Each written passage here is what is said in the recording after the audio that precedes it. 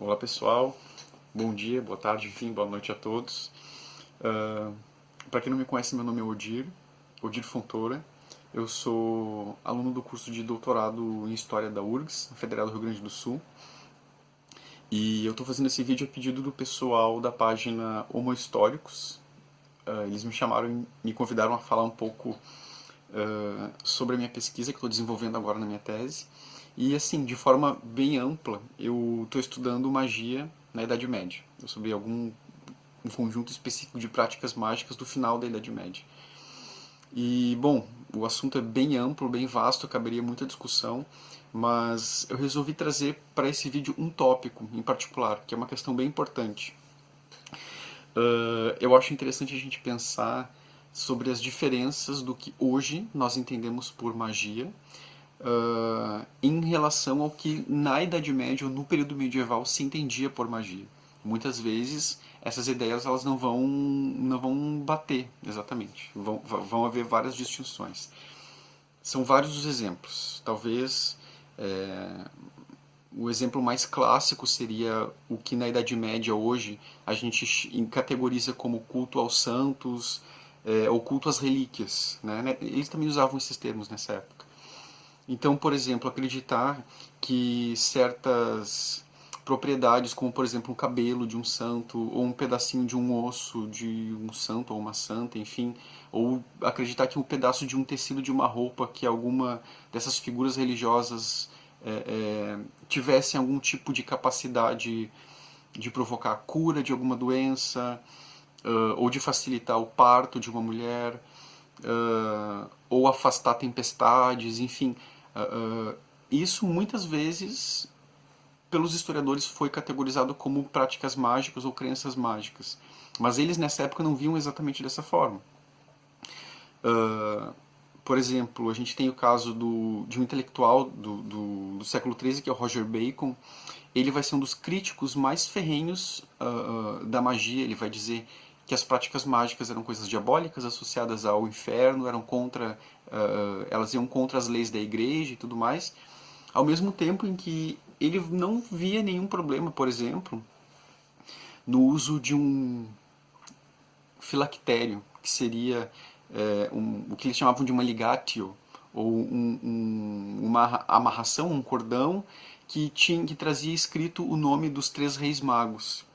Para o Roger Bacon e para vários outros intelectuais na época, esse tipo de amuleto protetor ele poderia afastar o que eles chamavam de morbus caducus, que seria a epilepsia. Então, usar um amuleto com o nome dos três reis magos protegia o usuário desse amuleto da epilepsia. E isso não era visto como mágica. Isso era associado ao âmbito ali da religião, do milagre, da teologia, não era algo demoníaco, nem mágico, né? Porque para o Roger Bacon e para vários intelectuais o termo magia muitas vezes vai ser associado como algo negativo.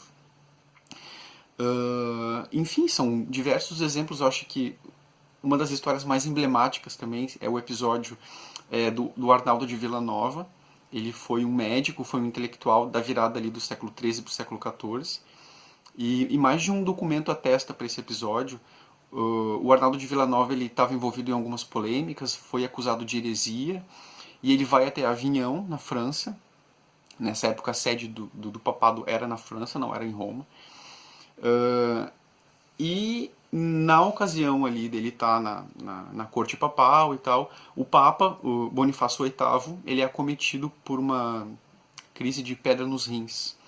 E aí o Arnaldo de Villanova, médico e um grande conhecedor da astrologia, ele acaba se aproveitando, se utilizando de uma constelação astrológica em particular naquele momento, que seria o Sol estar no signo de Leão, e enfim, tinha outras configurações precisas, e ele acaba usando a constelação daquele momento para fazer um amuleto que iria proteger o Papa de sentir a dor nas pedras dos rins. E havia toda uma explicação científica para isso. Ele faz esse amuleto na forma de um cinturão, ele dá esse cinto para o Papa e de fato o Papa diz que deixa de sentir as dores nas pedras dos rins, e alguns autores vão sugerir que o Papa teria digamos assim, amolecido algumas das condenações a respeito do que ele havia escrito, né, o Arnaldo de Villanova.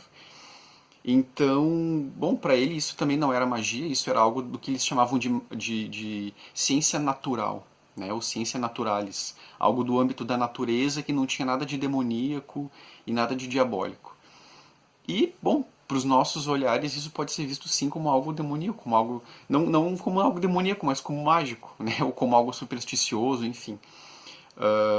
Bom, são diversos os exemplos, como eu falei, então eu acho que uma primeira aproximação a esses estudos de magia ou das práticas mágicas na Idade Média, a gente tem que levar em conta isso, né? O que nós entendemos por magia, não vai ser necessariamente o que eles entendiam por magia, até mesmo porque havia muito debate na época para entender essas práticas. Se por um lado muitos entendiam e colocavam na categoria da ciência, muitos também colocavam na categoria de algo suspeito e, bom, vai haver muito debate sobre isso. Não havia consenso na Idade Média. Mas é interessante a gente pensar nesses esforços de legitimação e de autorização e de, enfim, de tentar enquadrar no âmbito de uma ortodoxia, né? Bom, como eu falei, o assunto é amplo. Essa é só uma primeira aproximação mesmo. Se vocês tiverem dúvidas sobre esse assunto, escrevam para o pessoal aqui da página.